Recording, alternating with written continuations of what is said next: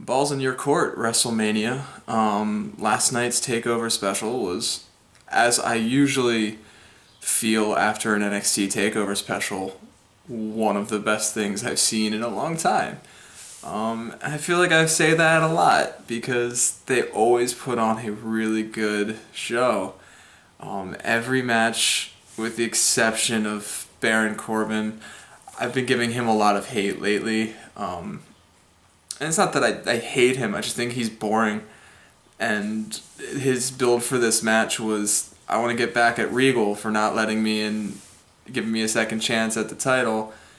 So I'm going to lose to Austin Aries. Like, it just didn't make sense. But besides that, like, every single match had, like, pretty decent build to it and just a clean, thrilling conclusion to it. American Alpha achieved their dream of the past year or so, and they held high the tag titles.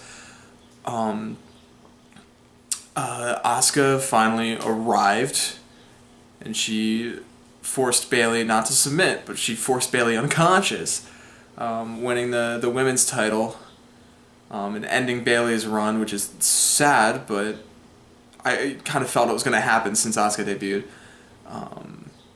Finn Balor retained against a bloody Joe in another violent fight, and it was not a match, it was a fight, and it was exciting. But of course, the crown jewel of that show last night was the debut of Shinsuke Nakamura in what is probably Sami Zayn's last NXT match. And it was the heart and soul of NXT, this underdog from the underground against this, I don't even know what to call this, monster from Japan in his debut. And it was like a passing of the torch in a way, and just an absolutely incredible match, just emotional and just so good. So that's let's say 80% of the men. We'll give Corbin another 5%. 85% of that show was like golden. And now we have 7 hours of WrestleMania coverage coming up tomorrow, and I can think of maybe 3 matches that have a chance of standing up to that NXT show. Brock and Dean will break each other, which is going to be great. Shane and Taker is probably going to have some crazy surprises and some big spots from Shane O'Mac. And then I'm looking forward to the Divas Triple Threat, just because it'll be really cool to see Sasha Banks win that title, because we all know she's going to win that title in Dallas Stadium.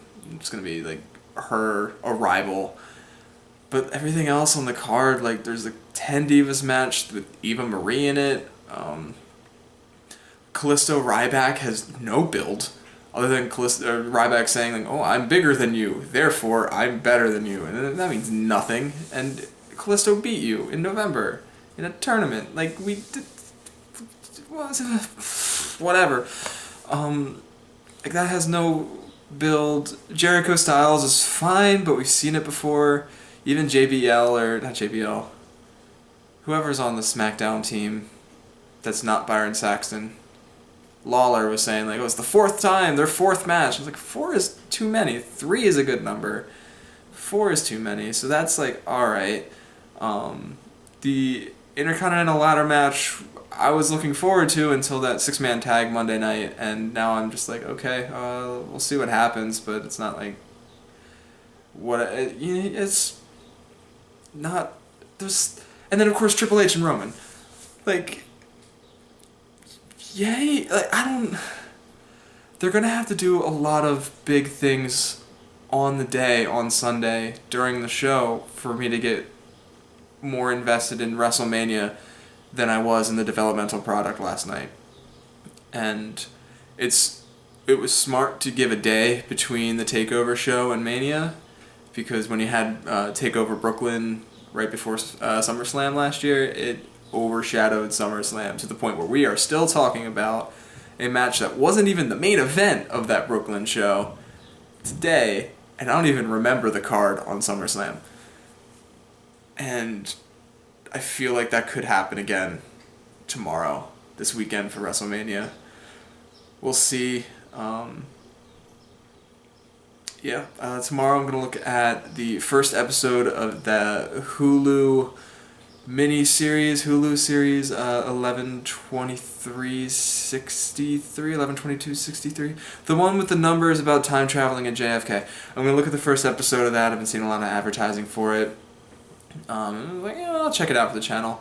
I need something shorter to watch today, so it'll be that. But until then, bye.